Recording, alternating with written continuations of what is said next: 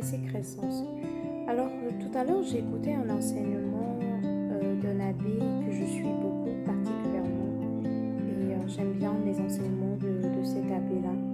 Et aujourd'hui, une fois de plus, son enseignement était tout édifiant. Alors, il partageait une histoire qu'il avait lue et cette histoire m'a touchée et j'aimerais la partager aussi avec vous autres.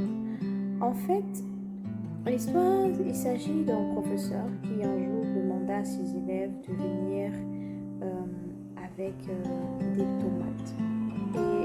Et en fait, ces tomates-là représentaient les personnes avec lesquelles ils étaient en conflit ou avec lesquelles ils ne s'entendaient plus. Bref, des personnes avec lesquelles ils avaient des problèmes. Alors, il disait, dépendamment du nombre de personnes avec qui ils étaient en conflit, chacun était supposé amener le nombre de tomates correspondant.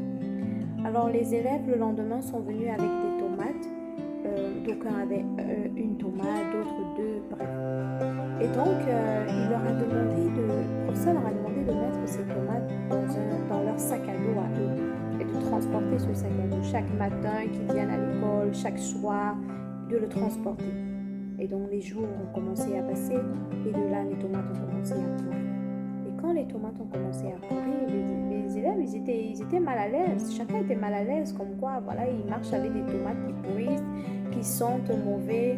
Et ils sont allés se plaindre auprès du professeur. Ils lui ont dit, mais voilà, vous nous avez demandé de mettre des tomates dans nos sacs. Mais vraiment, nos sacs commencent à se sentir, nos sacs puent et nous-mêmes, nous sentons mauvais.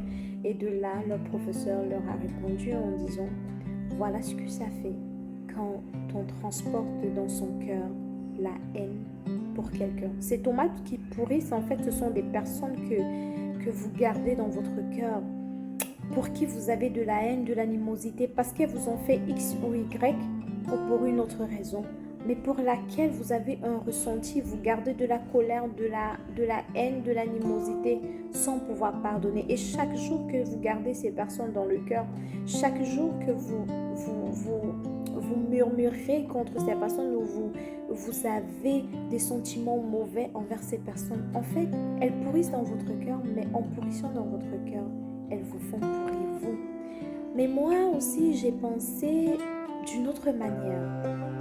Les tomates pourries aussi peuvent aussi représenter ces personnes-là qui sont dans nos vies ou que nous avons laissées ancrées dans nos vies, qui sont entre guillemets pourries dans la mesure où elles sont nocives pour nous, elles sont nocives pour notre bien-être, elles sont nocives pour notre bonheur, mais nous décidons quand même de les garder, bien que nous sachions, bien que nous voyons comment ces personnes-là nous traitent chaque jour, comment ces personnes-là ne nous élèvent pas, comment quand nous sommes avec ces personnes, nous n'avançons pas, nous ne progressons pas, nous sommes tout le temps dans la tristesse, nous sommes tout le temps dans des émotions, en fait, dans des émotions négatives, mais nous gardons quand même ces personnes-là qui, entre guillemets, sont pourries parce qu'elles-mêmes, elles sont pourries, et donc ça impacte dans notre vie.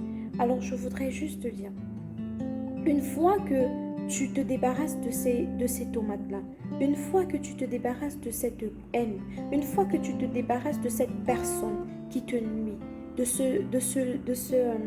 cet homme, de cette femme qui te nuit, qui nuit à ta paix, qui ne t'apporte pas le bonheur que tu mérites ou qui ne t'apporte pas ce dont tu as besoin pour ton bien-être, une fois que tu te débarrasses de ces personnes-là, une fois que tu libères ton cœur, une fois que tu les laisses partir, une fois que tu te débarrasses de ces tomates entre guillemets pourries, alors tu verras que tu vas commencer à retrouver ta bonne odeur, tu verras que tu vas recommencer à retrouver ton équilibre, tu verras que tu vas recommencer à retrouver ton éclat et que petit à petit, cette odeur qui te mettait mal à l'aise ne te mettra plus tout simplement mal à l'aise. Alors identifie tout simplement qui est la tomate pourrie dans ta vie, qu'est-ce qui pourrit en toi, qu'est-ce qui est tomate pourrie dans ta vie, entre guillemets, et qui te fait sentir mauvais. Et une fois que tu auras repéré cela, débarrasse-toi tout simplement de cela et tu retrouveras ton parfum, tu retrouveras ton éclat. À très prochainement.